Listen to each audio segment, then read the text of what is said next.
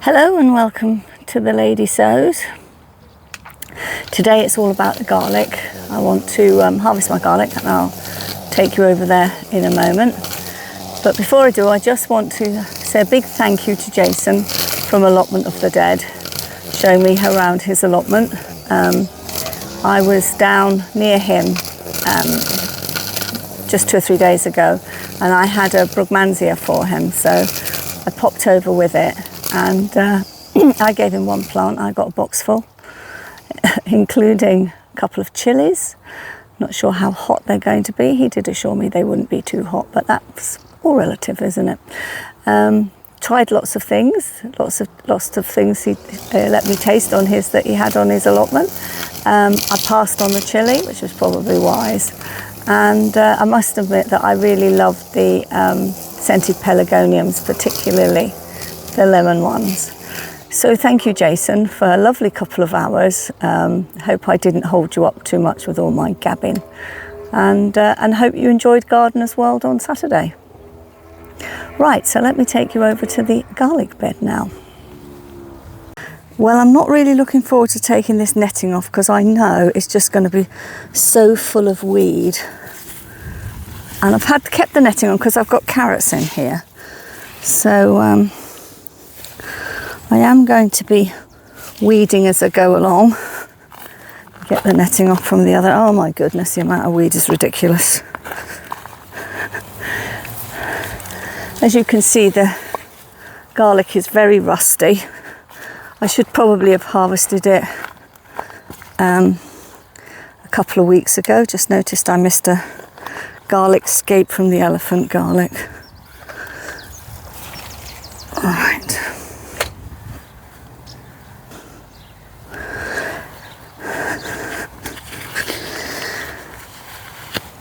Right, as I say, these are very, very rusty, and I should have harvested them probably a couple of weeks ago, but I just didn't have time. So let's hope that this trowel, I might have to go and get a different trowel to dig these up with. I'm not sure that this one's going to be big enough. No, I'm going to have to go and get the other one. Bear with me. Alright, actually I brought the fork as well.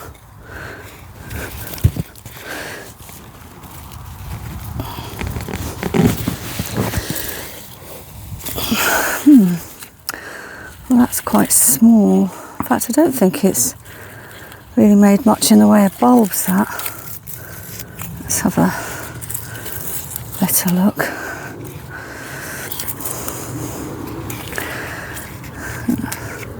I've managed to cut that a bit, so.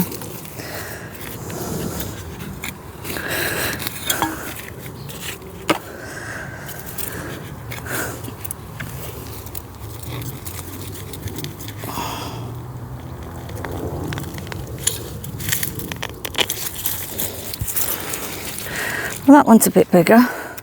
So what I'm just doing is peeling off the skins, as you can see, to get down to some clean garlic. You never want to leave garlic in too long because otherwise these skins break down and then the garlic doesn't store.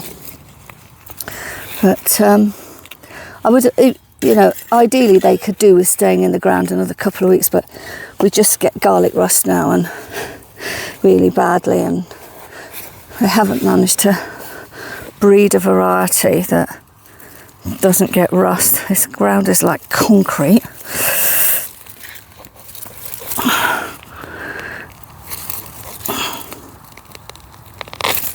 Another one.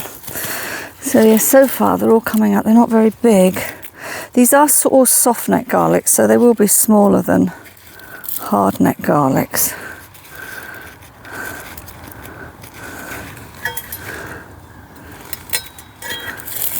Now what I will do with these, once I've harvested them all, and I'm not going to leave the camera playing while I do harvest them all because I can't think of probably anything more tedious, they will be hung up to dry.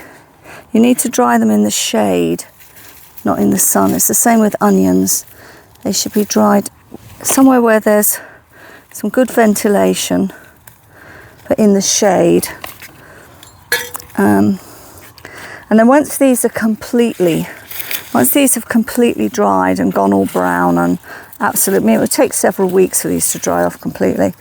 I plat them, and then I have discovered that the best place I've got for storing them, and everybody is different, and I've tried all sorts of different methods over the years, but the method that works for me is to hang them behind the kitchen door. That's a decent size one.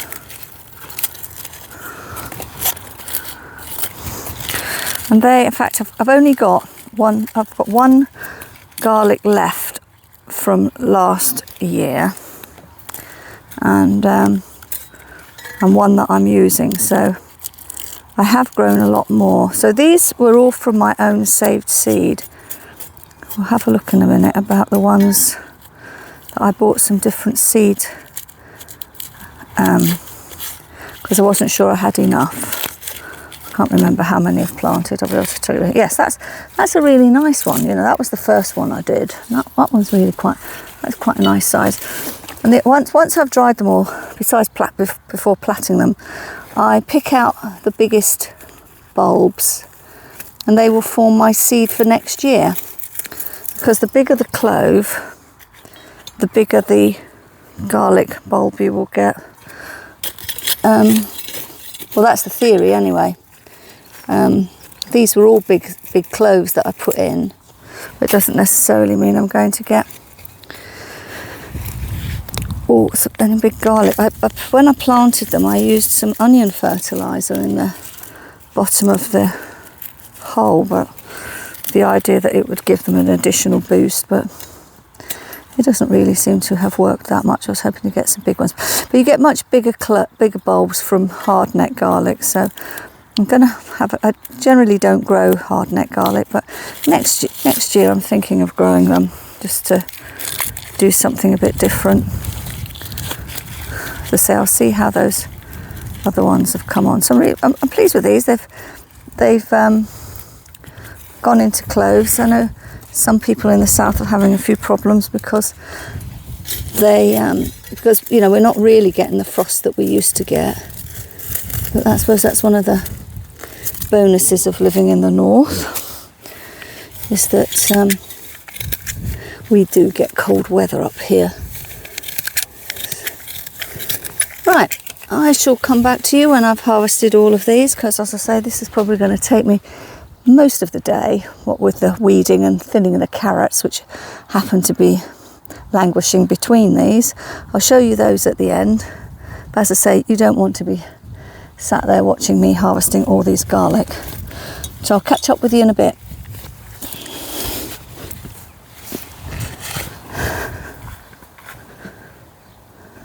Well, I finished harvesting the garlic, except the elephant garlic.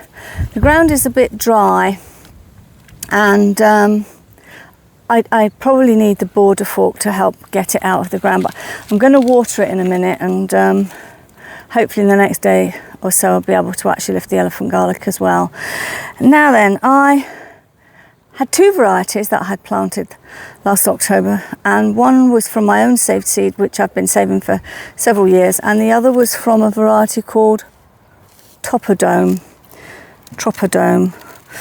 Anyway, the thing that's quite interesting is that these are the ones for the Tropodome. You can see they're actually sort of quite a decent size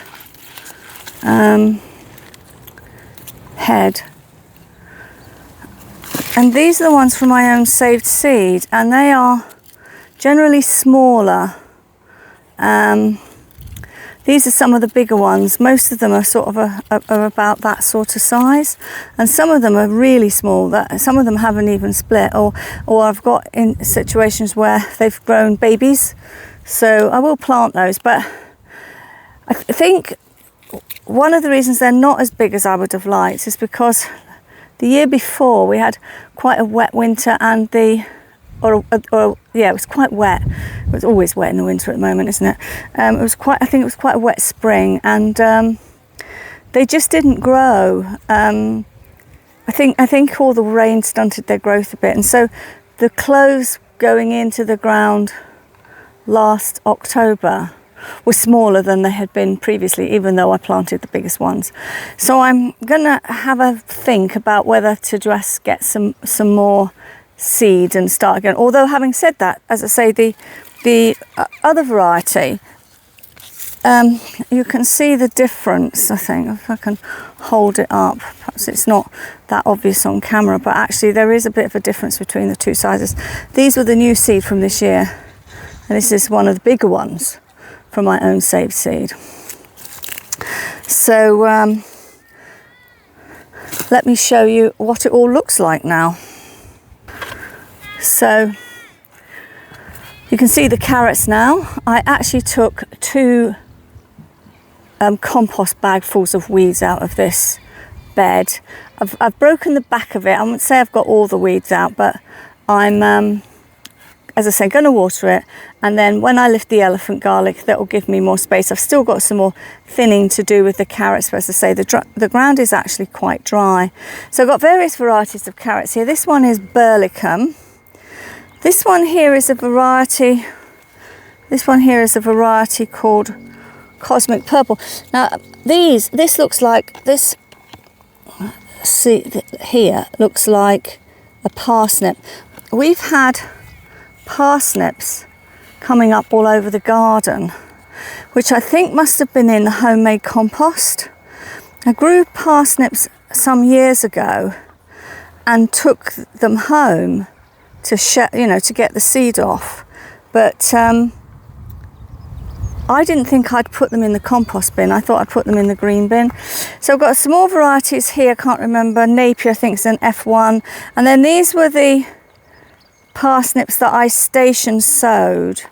I didn't get particularly good germination. You can see there's rust on. There's rust everywhere off those leeks, even on me. I'm quite rusty now. I'm quite rusty now. I have sown some more parsnips, but been away, it's been dry, so I'm not sure whether they're actually going to germinate. So, it may be that I don't get many parsnips this year, which is very disappointing because I quite like them. So that's the garlic job done, and it has taken me most of the day to actually do that. So these are my onions. I will be starting to lift those this week. As you can see, they're starting to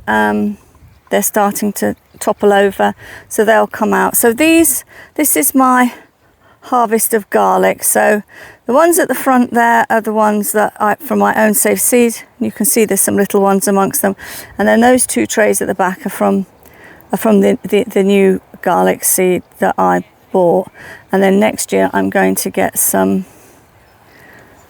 hardneck garlic as well. So yes, feel quite hot and bothered. It's been a hot day today, although it has been overcast at times, so that has helped. And we've now got a bit of a breeze, so that's even better. I believe the week's going to get hotter and hotter. Anyway, that's me done for today. Once I've watered this bed and covering it back over with the netting, because of course it's now time for the carrot root fly. So there's always some pest or other wanting to eat your crops, isn't there? Anyway, thanks ever so much for watching, and I hope to catch you another time. Bye for now. Bye.